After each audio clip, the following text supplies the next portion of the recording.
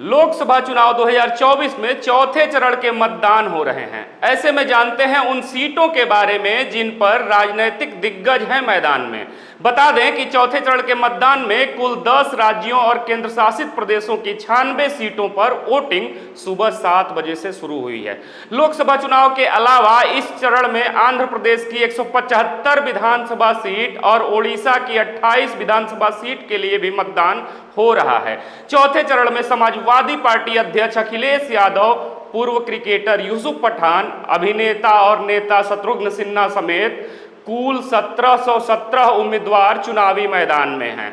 अब आइए जानते हैं चौथे चरण के चुनाव से जुड़ी हुई अहम बातें, साथ ही उन दिग्गजों के बारे में भी जिनके भाग्य का फैसला इस चरण में हो रहा है। इस पे विस्तार से चर्चा करते हैं।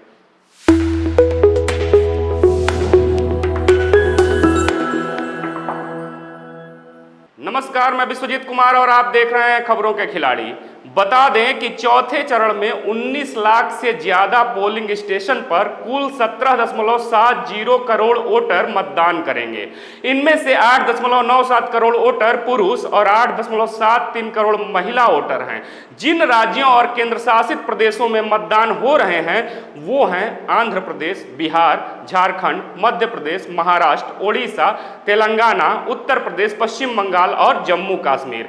चौथे चरण में उत्तर प्रदेश के कन्नौज में वोटिंग है। यहां से राज्य के पूर्व मुख्यमंत्री और समाजवादी पार्टी के अध्यक्ष अखिलेश यादव चुनाव मैदान में हैं। अखिलेश का मुकाबला बीजेपी के सुब्रत पाठक से है। वर्ष 2019 में यहां बीजेपी के सुब्रत पाठक ने पूर्व मुख्यमंत्री अखिलेश यादव की पत्नी डिंपल यादव को नजदीकी मुकाबले में हरा दिया था।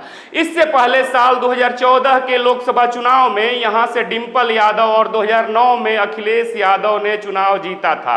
अब फिर से समाजवादी गढ़ जीतने की चुनौती है अखिलेश यादव के लिए। वहीं उत्तर प्रदेश के खीरी लोकसभा सीट से केंद्रीय मंत्री अजय कुमार मिश्र तीसरी बार चुनावी मैदान में हैं। उनका मुकाबला समाजवादी पार्टी के उत्कर्ष वर्मा से है। बता दें कि वर्ष 2014 से इस सीट पर अजय कुमार मिश्र जीतते आए हैं। वर्ष 2021 में उत्तर प्रदेश के लखीमपुर खीरी जिले के तिकुनिया गांव में एक हिंसा हुई थी जिसमें 4 किसान समेत 8 लोगों की मौत हो गई थी। इस घटना के मुख्य आरोपियों में से एक आरोपी अजय कुमार मिश्रा के बेटे भी थे, जिसके बाद से इस सीट को लेकर अलग अलग तरह के लगातार कयास लगाए जा रहे थे, लेकिन बीजेपी ने इस सीट से अजय कुमार मिश्रा पर ही भरोसा जताया है। वहीं पश्चिम बंगाल में चौथे चरण में नदिया जिले की कृष्णनगर सीट पर भी मतदान हो रहा है। यहां से तृणमूल कांग्रेस की कद्दावर नेता महुआ मोइत्रा चुनावी मैदान में हैं और उनका मुकाबला बीजेपी की अमृता राय से है।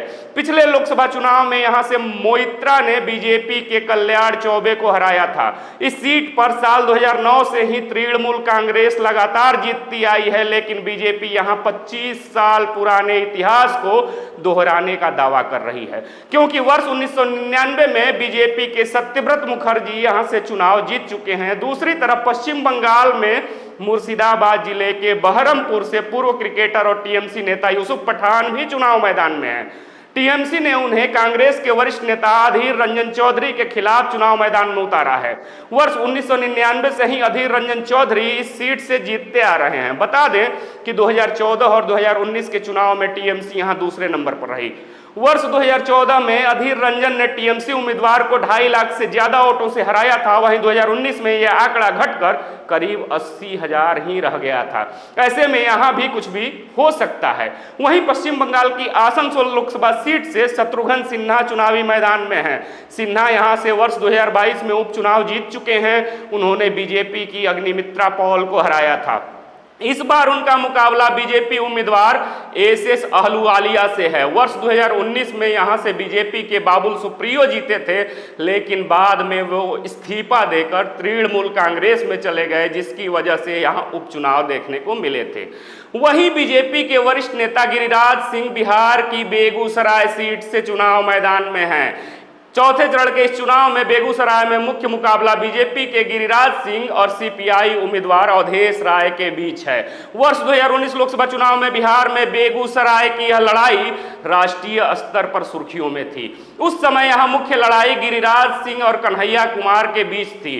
कन्हैया कुमार उस समय भारतीय कम्युनिस्ट पार्टी सीपीआई में थे, गिरिराज सिंह ने उस वक्त कन्हैया कुमार को 4 लाख से ज्यादा वोटों से पराजित किया था। साल 2014 में यहां से बीजेपी के भोला सिंह ने जीत दर्ज की थी। दूसरी तरफ केंद्रीय मंत्री और झारखंड के पूर्व मुख्यमंत्री अर्जुन मुंडा झारखंड की खूंटी सीट से इस बार चुनाव मैदान में हैं। यहां भी चौथे चरण में ही वोट डाले जा रहे हैं। अगर वर्ष 2004 के लोकसभा चुनाव को छोड़ दें तो इस सीट पर बीजेपी पिछले करीब 3 दशक से चुनाव जीतती आ रही है। वर्ष 2019 के चुनाव में बेहद करीबी मुकाबले में अर्जुन मुंडा को जीत मिली थी। उन्होंने कांग्रेस के कालीचरण मुंडा को हराया था। इस बार भी अर्जुन मुंडा का मुकाबला कालीचरण मुंडा से ही होने वाला है।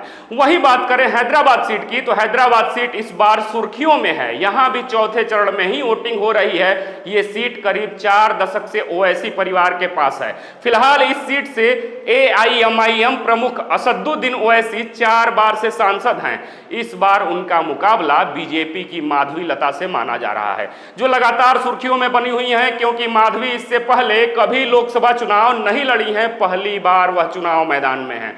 पिछले लोकसभा चुनाव में ओवैसी ने बीजेपी के भगवंत राव को हराया था। वहीं आंध्र प्रदेश की कड़प्पा सीट से मुख्यमंत्री जगन मोहन रेड्डी की बहन YS शर्मिला कांग्रेस की उम्मीदवार हैं। यहां पर उनका मुकाबला अपने ही भाई जगन मोहन रेड्डी के द्वारा उतारे गए YRS कांग्रेस पार्टी के उम्मीदवार अविनाश रेड्डी से है। अविनाश रेड्डी 2014 और 2019 लोकसभा चुनाव में यहां से जीतते आ रहे हैं। बहरहाल अब इन राजनैतिक दिग्गजों के भाग्य का फैसला 4 जून को होगा। इन दिग्गजों के भविष्य को लेकर, इनकी जीत को लेकर आप क्या सोचते हैं? अपने विचार कमेंट बॉक्स में जरूर दीजिएगा। फिर से मिलेंगे एक नए वीडियो में, तब तक देखते रहिए खबरों के खिलाड़ी। जय हिंद, जय भारत।